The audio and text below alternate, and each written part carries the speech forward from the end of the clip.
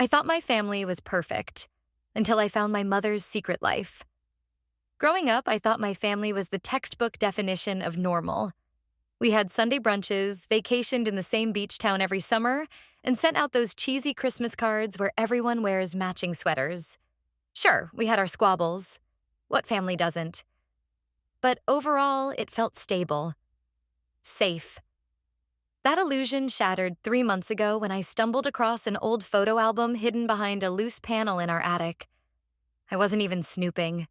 I was just helping my dad pack up old stuff after my mom passed away unexpectedly. She had a stroke while jogging, and none of us were prepared. She was only 52, healthy, vibrant. It felt like life had been ripped out from under us. While cleaning, I noticed the panel loose behind a stack of dusty boxes. Inside, there was a shoebox full of what looked like receipts and letters, and a thick leather photo album. Curious, I sat down on the attic floor, the dust swirling in the afternoon light, and opened it. The first few pages were innocent enough. Pictures of my mom as a teenager I'd never seen before, smiling with her high school friends, some shots of her at college, then page after page of her with another man, a man I didn't recognize. They weren't just standing together like friends either. In some photos, they were holding hands. In others, he had his arm tightly around her. In one photo, she was pregnant, and it definitely wasn't the pregnancy that resulted in me. I was born years after these photos. On the final page, there was a picture of my mom holding a newborn baby, the mystery man kissing her forehead. Tucked behind the photo was a hospital bracelet and a birth certificate. The baby's name was Jacob Edward Miller. Mother, Sarah Lynn Carter, my mom's maiden name. Father, unknown. I sat there, my hands trembling. Who the hell was Jacob? And why had Mom hidden this life from us? After sitting there in a haze for who knows how long, I finally forced myself to put everything back into the shoebox. My mind was racing. I had so many questions I couldn't even begin to organize them. Who was Jacob? Did Dad know? Did my grandparents know? Was Jacob still out there somewhere? Was he alive? Was he looking for her? For us? I couldn't confront my dad right away. He was grieving, barely functioning some days. Losing Mom had gutted him, and the last thing I wanted was to pile more heartbreak onto him. But I couldn't just sit on it either. That night, after Dad went to bed, I pulled the box out again and examined every single letter inside. Most of the letters were from the same man. The one from the photos, I assumed. His name was Evan. The letters were dated from about 27 years ago, about 10 years before I was born. Some were love letters, some were heartbreaking. One of them chilled me to the bone. Sarah, please don't do this. He's our son, too. You can't just pretend he never existed. I will fight you if I have to. You promised me we'd be a family. Another letter, dated about a month later, was short and angry. You win. I can't keep chasing you. I just hope someday Jacob will understand that I fought for him. The last letter was postmarked from another state entirely, California, and simply said, goodbye. I sat there in my childhood bedroom, staring at the walls that suddenly felt foreign. My mom, the woman I idolized, the one who taught me right from wrong, had abandoned her first child and never said a word. I didn't sleep at all that night. The next morning, I made a decision. I had to find out what happened to Jacob. I didn't know it yet, but that choice would tear my family apart in ways I couldn't have imagined. The first thing I did was try to find any trace of Jacob Edward Miller online. It felt weird, almost invasive, digging into the life of someone I'd never even met. But I told myself that he was my half-brother. He deserved to be found. Maybe he didn't even know he had family out there. I started with basic searches: Facebook, Instagram, LinkedIn, typing in every variation of his name I could think of. Thousands of results. None of them matched what little I knew. No middle-aged Jacobs with ties to our town. No photos that even vaguely resembled Mom. Next, I tried ancestry sites. I figured if he had put anything about himself or his biological family out there, maybe he left a breadcrumb. Days went by with nothing. It was frustrating, exhausting. In the meantime, I kept seeing my dad, shuffling through the house, grieving. He didn't notice the tension radiating off of me. Or maybe he did, but chalked it up to our shared mourning. Finally, after a week of dead ends, I decided to try something riskier. I requested Jacob's birth certificate through the state's public record system.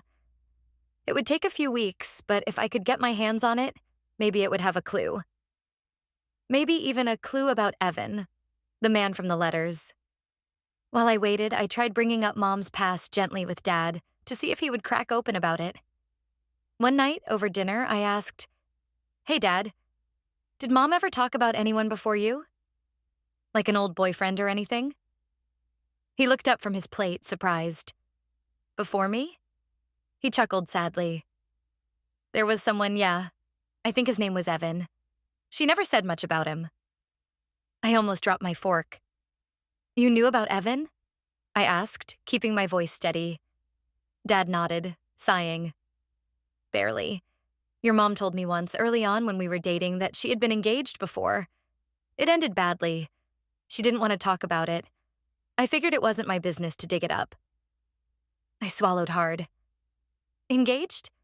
That wasn't just a bad relationship. That was almost a marriage. "And did she have any other kids?" I asked, trying to sound casual. Dad paused, looking at me strangely. "No," he said simply. "Just you." He didn't know. He had no idea. I suddenly felt sick. There was no turning back now. I had to find Jacob, even if it meant shattering the only parent I had left. The days dragged painfully after that dinner. I kept checking my email, my mailbox, anything, hoping the birth certificate would arrive faster. In the meantime, the weight of the secret was crushing me. I started pulling away from my friends, from work, from my dad. I wasn't myself, and I knew he was starting to notice. One night, I was lying in bed, mindlessly scrolling through social media, when I got a message request on Facebook. It was from a woman named Marissa King. I didn't recognize the name at all. The message said, "Hi, this might sound strange, but are you related to Sarah Carter?" My heart leapt into my throat. I sat there for a full minute, just staring at the screen. My mind raced. I hadn't posted anything about my search. Hadn't even liked anything that could hint at what I was digging into. Slowly, I typed back, "Yes." She was my mother. "Why?" Marissa replied almost instantly. I think my brother might be your brother too." I sat up in bed, my hands trembling. "Your brother's name is Jacob?" I typed. "Yes, Jacob Miller. He's been looking for Sarah for years. Our whole family has." I could barely breathe. This was it. I had found him. Or rather, he had been looking for us all along. Marissa asked if we could talk on the phone. I hesitated. It felt like the ground under my feet was already shifting too fast. But I gave her my number. She called within seconds. When I answered, her voice was shaking just as much as mine. And what she told me during that call was something I never could have prepared for. Marissa's voice crackled through the phone, breathless and emotional. She said she was Jacob's adoptive sister. Jacob had grown up knowing something was off. His adoptive parents were wonderful, she emphasized, but he always felt this hole inside him, this missing piece. They had told him early on that he was adopted, but details about his biological family were scarce. All Jacob knew was that his birth mother's name was Sarah Carter, and that she had been young and in a difficult situation. No mention of Evan. No mention of any fight to keep him. Marissa said Jacob had spent the last few years trying to find Sarah. He'd even hired a private investigator at one point, but records had been sealed, names changed, and trails gone cold. Then Marissa's voice dropped lower. "Jacob's not doing well," she said. I asked what she meant. There was a long pause before she said, "He's sick." I felt a chill run down my spine, chill run down Marissa explained that Jacob had been diagnosed with a rare genetic disorder, a heart condition that was progressive and potentially fatal without a transplant or specialized treatment. Finding his biological family wasn't just about identity anymore. It was life or death. He needed family medical history. He needed to know if there was a genetic match for a potential transplant. And our mother, the one person he had been desperate to find, was gone. I sat there, stunned, unable to form words. Marissa hesitated, then asked, "Would you be willing to meet him?" The weight of everything hit me all at once. My half-brother, the brother I never knew existed, was out there. He was sick. He needed help. And I was the only person left who could connect him to the family he had lost. Without even thinking, I heard myself whisper, "Yes, I want to meet him." But inside, a storm was raging. How was I supposed to explain this to my dad? To the rest of my family? To myself? This wasn't just a reunion. It was the beginning of a reckoning. We agreed to meet at a small coffee shop halfway between where Jacob lived and my town. I didn't tell my dad. I couldn't. Not yet. I kept telling myself I'd explain it later when I had something solid to show him, something he could understand. Right now, it was too raw, too messy. The day of the meeting, I was a wreck. I must have changed my outfit 5 times before finally giving up and throwing on a hoodie and jeans. I felt like no matter what I wore, I was stepping into a life I wasn't prepared for. I got there early, sat at a corner table, ordered coffee I didn't drink. And then the door opened, and I knew instantly. Jacob walked in, and it was like looking at a ghost version of my mother. Same eyes, same mouth. Even the way he scanned the room nervously reminded me of her. He spotted me right away. We had never exchanged photos, but somehow we just knew. Jacob smiled, a little shy, a little sad, and walked over. "Hey," he said softly. "Hey," I echoed, my throat thick with emotion.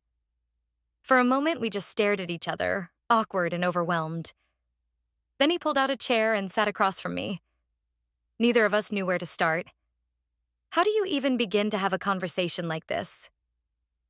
"Hey, sorry my mom abandoned you." Didn't exactly roll off the tongue.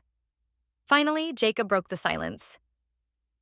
"I thought, for a long time, that maybe she was dead," he said, voice cracking. "Or that she didn't want me." I swallowed hard.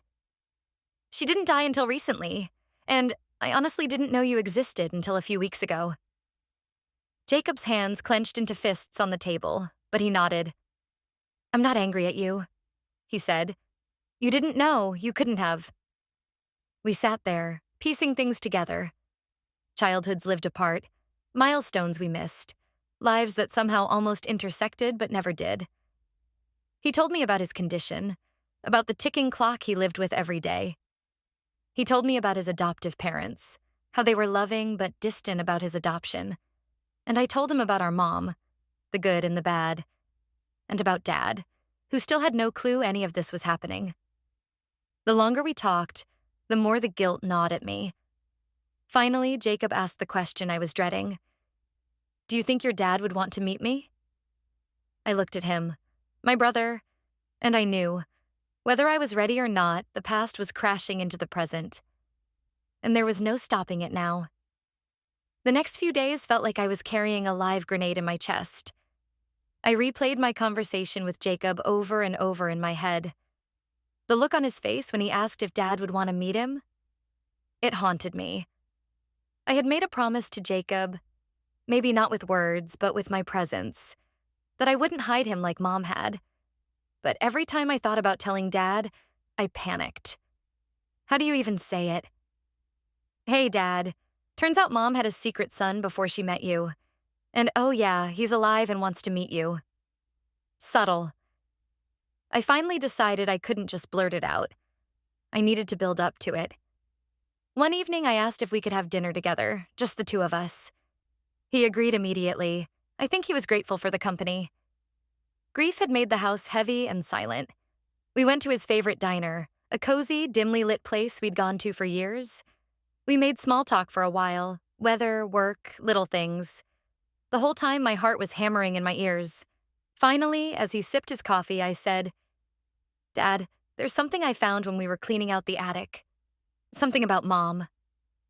He put his cup down slowly, looking at me with cautious eyes. Okay. I took a deep breath. No backing out now. I found photos, letters, from before you two met. Mom had a son. She gave him up for adoption. The words hung there, heavy and sharp.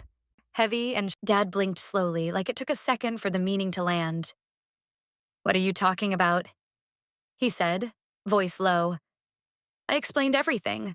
The photo album, the hidden letters, Jacob's name, the birth certificate I had requested, which had arrived just a day before, and the Facebook message from Marissa.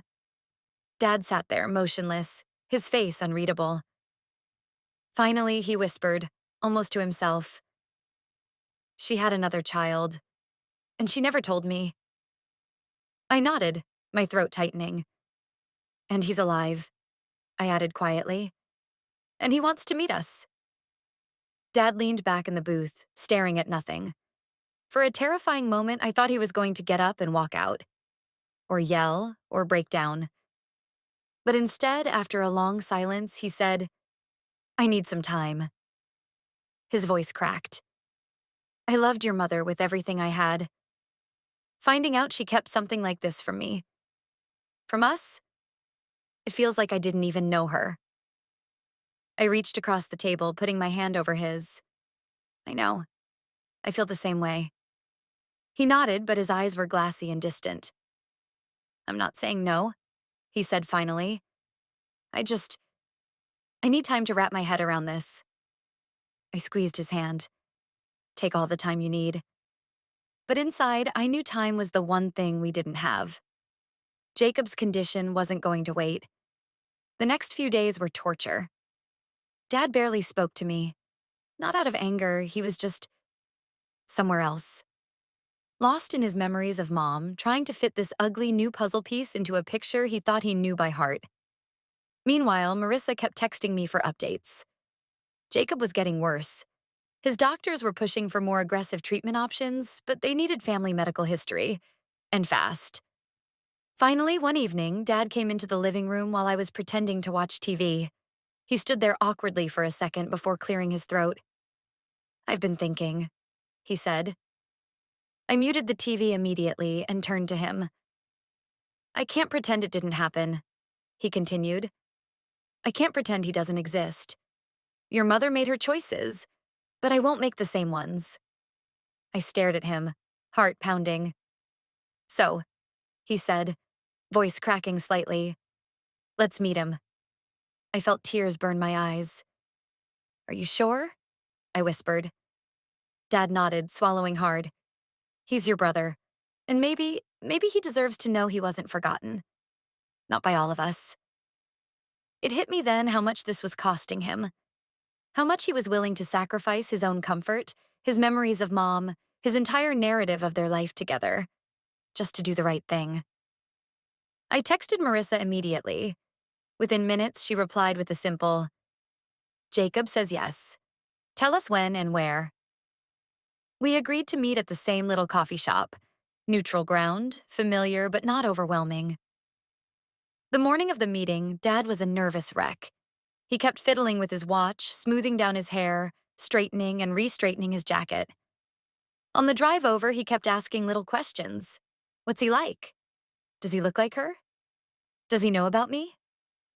I tried to answer the best I could, but the truth was, this was uncharted territory for all of us. When we pulled into the parking lot, Dad just sat there for a moment, staring at the building. Finally, he said, You go in first. I'll be right behind you. I nodded and climbed out. Jacob was already there, sitting at a table in the corner. When he saw me, he smiled, a tired, hopeful smile. I waved him over. And then, as Jacob stood up, Dad walked through the door. The moment Jacob saw him, he froze. And I swear, for a second, it was like time itself stopped. Jacob's eyes filled with tears instantly. Dad looked at him. Really looked at him. and I saw something in his face shift.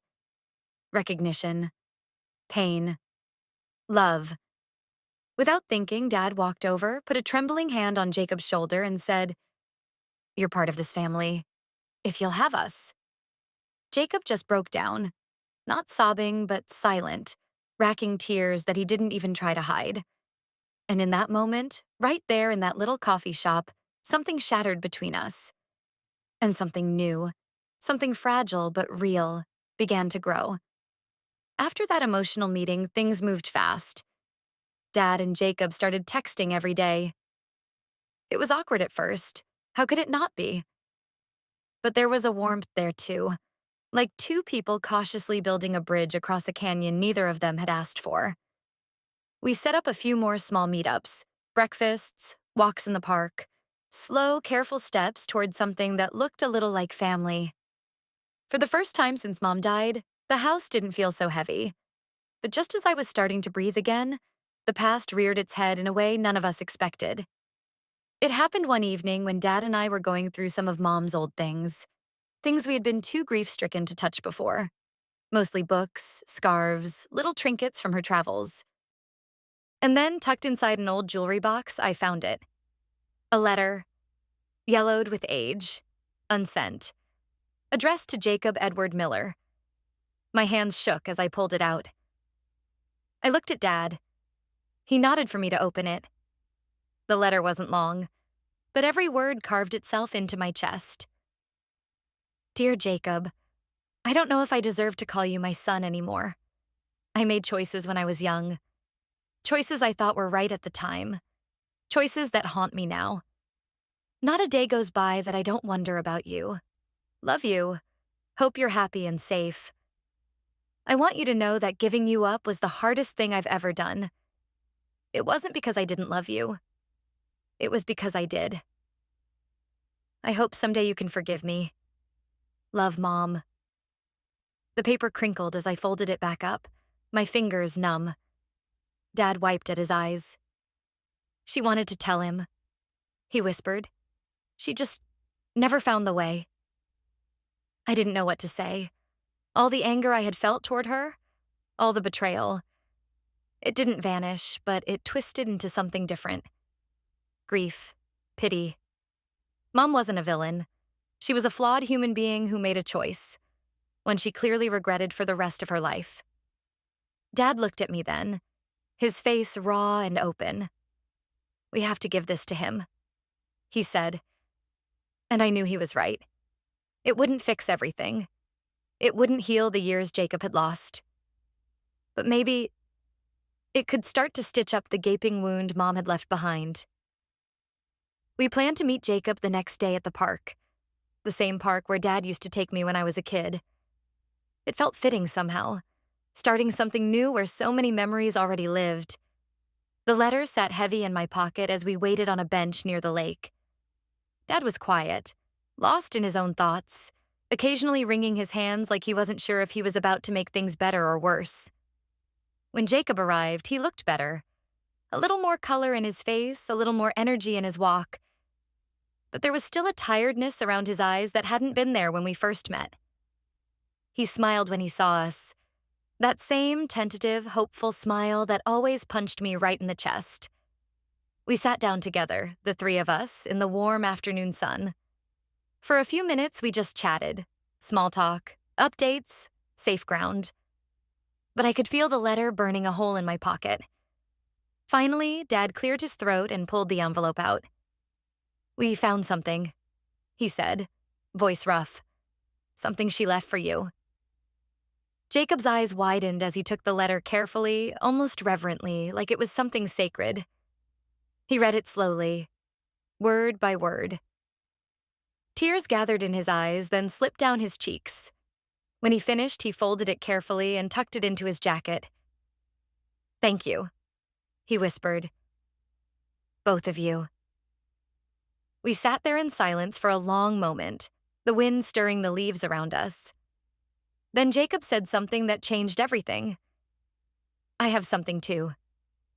He reached into his own pocket and pulled out a folded piece of paper. Older, creased from being opened and closed 1,000 times. He handed it to Dad. Dad opened it and stared.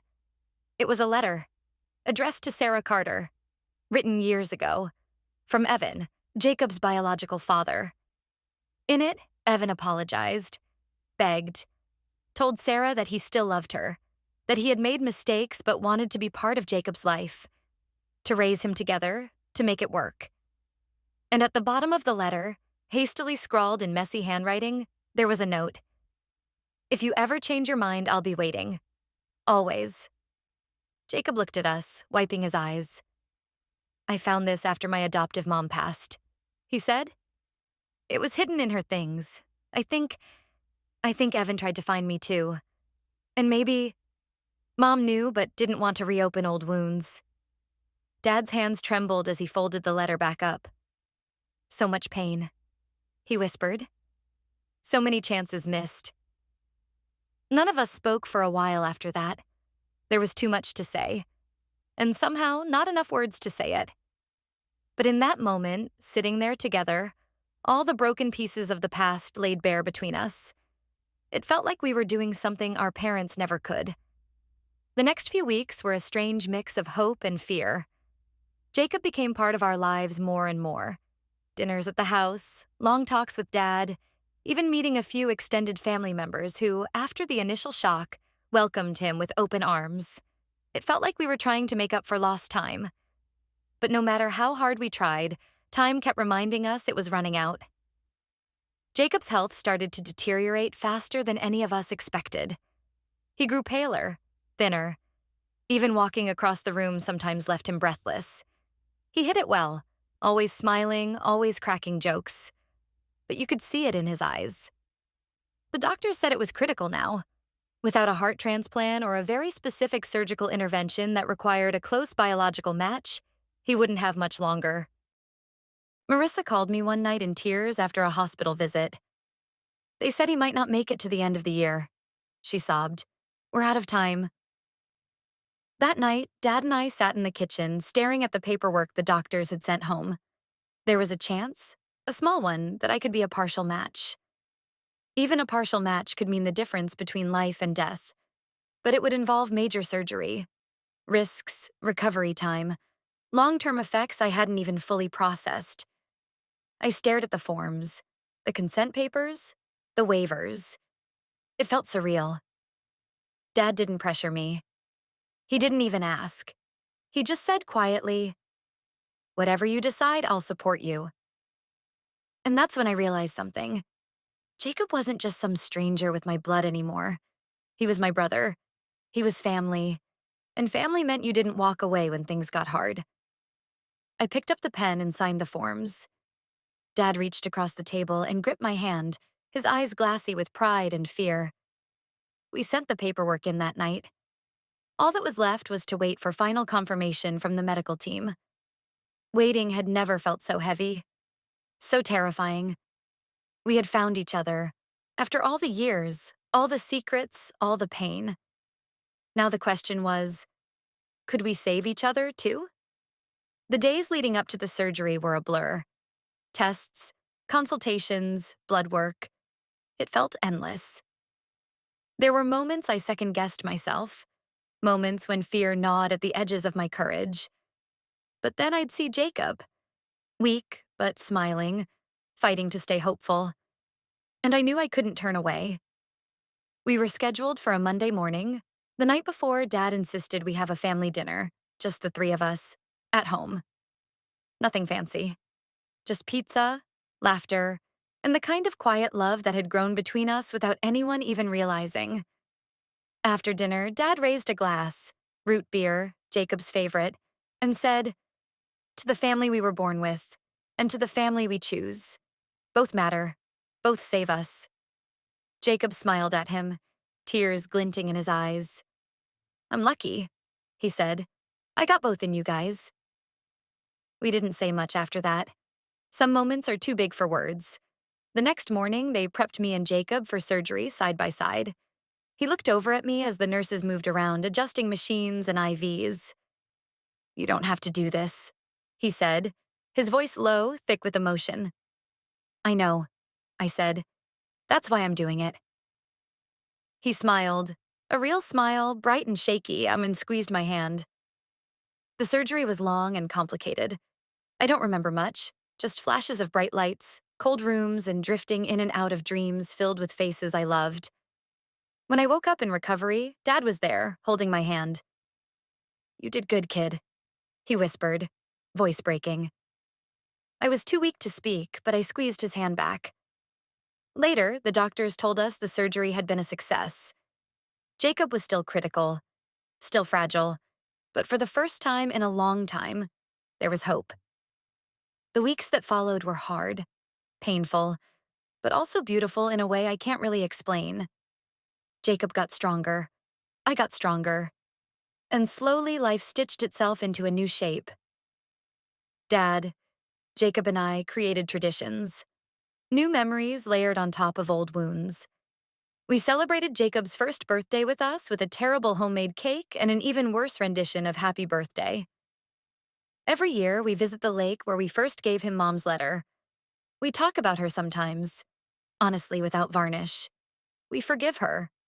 We remember her. We move forward. Jacob once told me on a quiet night after dinner, "I spent my whole life feeling like something was missing. And now, even with everything that's happened, for the first time, I feel whole." And you know what? So do I.